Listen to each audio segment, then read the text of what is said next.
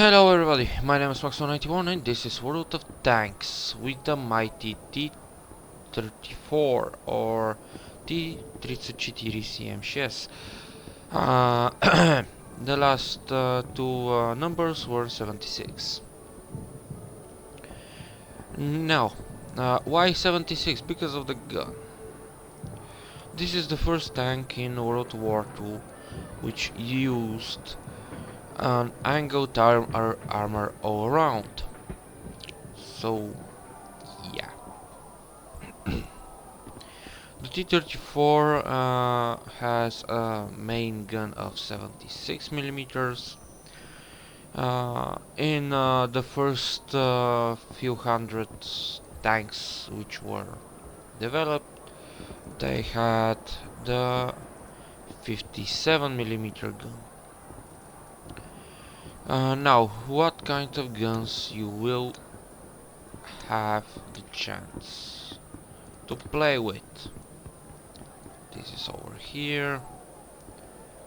This is one of them. This is one of them. This over here. And now the fourth one. Now, you will begin with this gun. The 76mm L11, I think. It's very good gun. It has a very nice rate of fire, but the average penetration is very low, and you must play the tank differently from the Panzer IV, because with this low average penetration, even the KV-1 and also the Panzer IV will be rather difficult for penetration if they know how to angle their tank. We're not talking about the OI experimental. For you to penetrate with the L11 gun, the OI, you will need to be on the side and fire in a piece of armor which is right up from the tracks. After this, you will have the chance for the 76mm F-34, which has a better rate of fire, I think. It has semi-good armor penetration. The damage is almost the same, but again the shorter barrel means very big aiming time and also very big dispersion, or you will miss with this gun in 5 or 6 from 10 shots, which is very frustrating, and so on. Then you will have the 57mm ZIS-4. Now, the 57mm is with very long barrel, and this is why it has better average penetration. With this gun, you can scream around some heavy tank, make 1, 2 or 3 penetration shots, and run somewhere undercover. Compatible shells, armor piercing, composite rigid, and high explosive for this gun. It has good rate of fire, good penetration, not so good damage rolls. It's 57mm gun, so yeah. The dispersion is good, the aiming time it's semi bad, but with a trained crew, and if you had some practice with this thing, you can do it. Then is the 76mm S54. Now, how I researched my vehicle.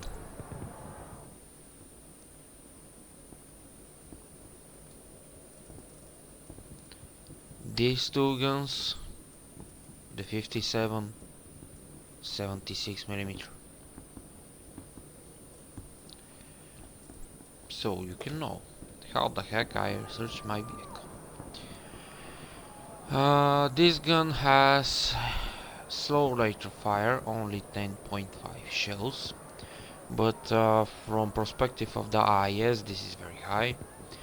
It has, again, sorry for the voice crack, it has good penetration values, good damage rolls, the dispersion is semi good, aiming time bad, weight also not so good. But you can kill tanks with this vehicle, and also the angled armor will help you. What I mean by angled armor? Well, this vehicle has 45mm in the front, 45 in the side, 40 in the rear. The turret is 52 if I remember correctly. Yes, 52 in the sides and 45 in the rear. But here is the question for $1 million. But why you need a gun which must penetrate more than this? The angled armor. 45mm angled on angled inwards in 60 degrees, which result about 19mm of armor thickness, because the shell will come from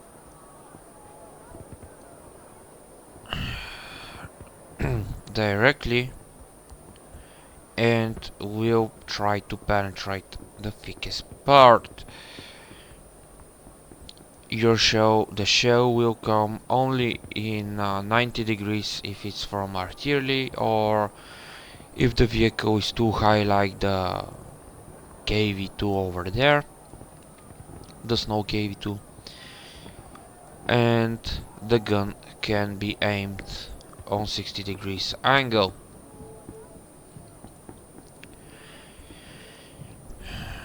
The tank has 500 brake horsepower engine. This is fully upgraded vehicle, so you will have the T34, the V2 34. My God, engine with the improved tracks and so on. You will exceed around 56 kilometers an hour going forward. Backwards 20.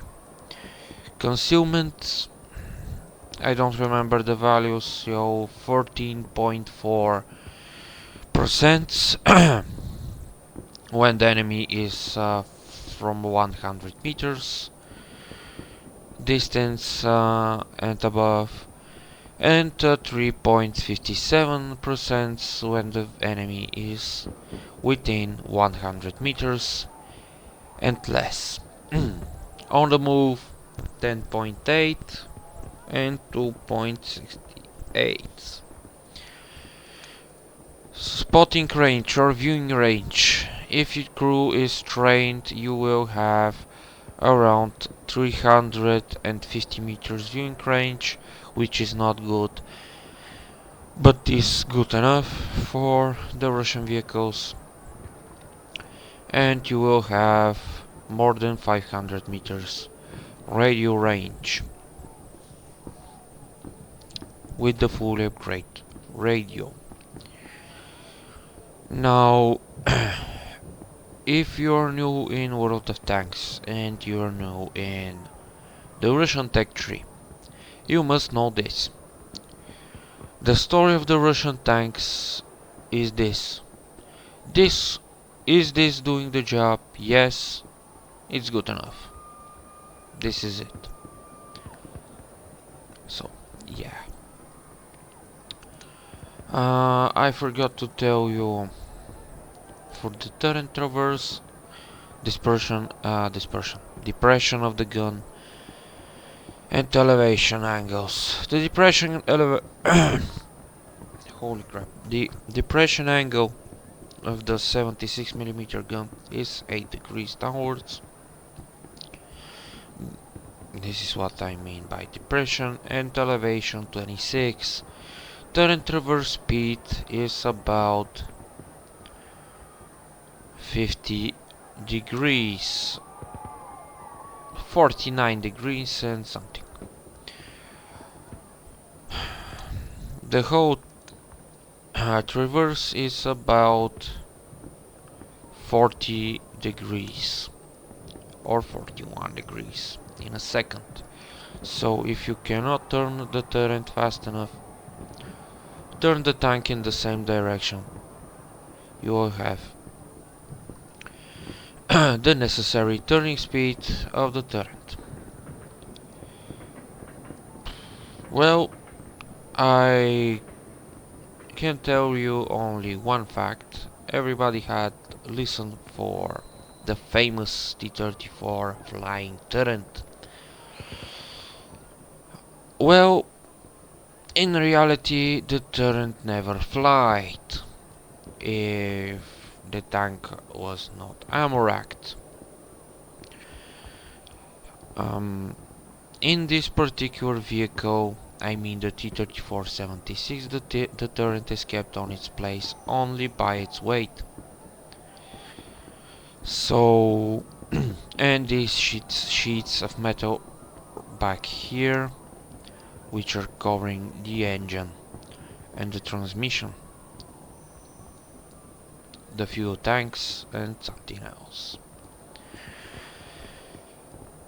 Now, what I mean, yes, the turret is attached through to 36, if I'm not in mistake, bolts to the turret ring, but the turret ring is lying on a very big steel balls. I'm not joking.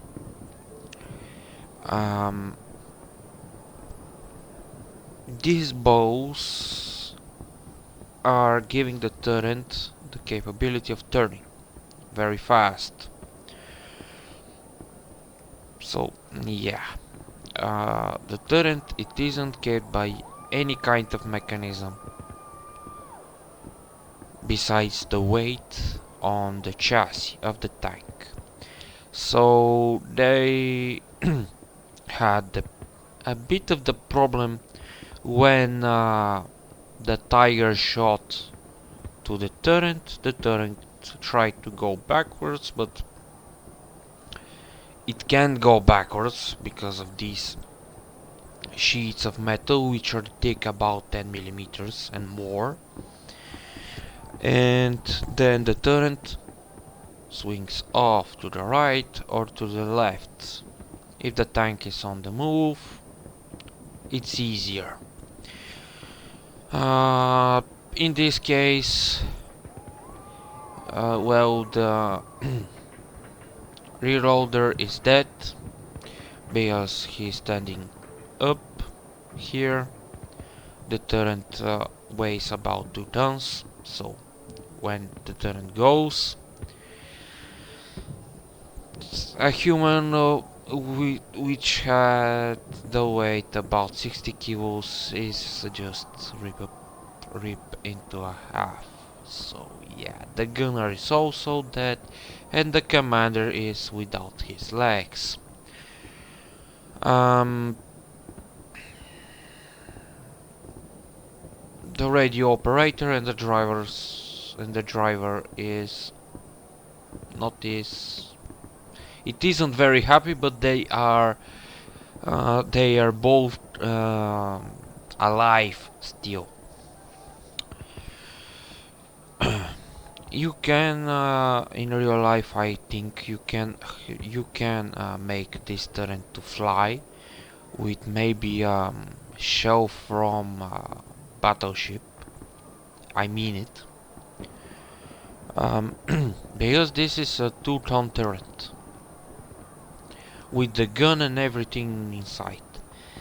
You will need a bit of a force to knock this thing off and to cause it to fly off. Yes, you can whack the turret off, but cause it to fly with 88mm? Nah. Maybe if the tank was samuracked, yup, because this is the one of the weakest spots. This is a bit of a fact. Also, another fact. In true life, the engine of the T34 can run with everything. By everything I mean diesel, petrol, and kerosene.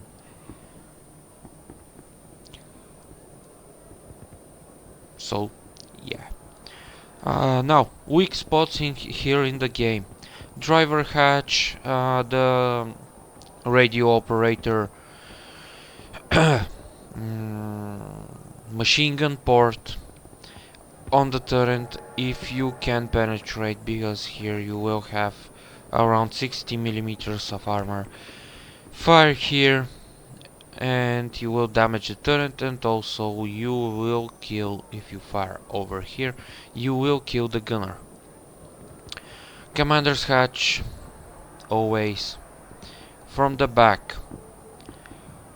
Now, you can fire whatever you want, but my recommendation is this: fire here into the hatch which is between the two exhausts.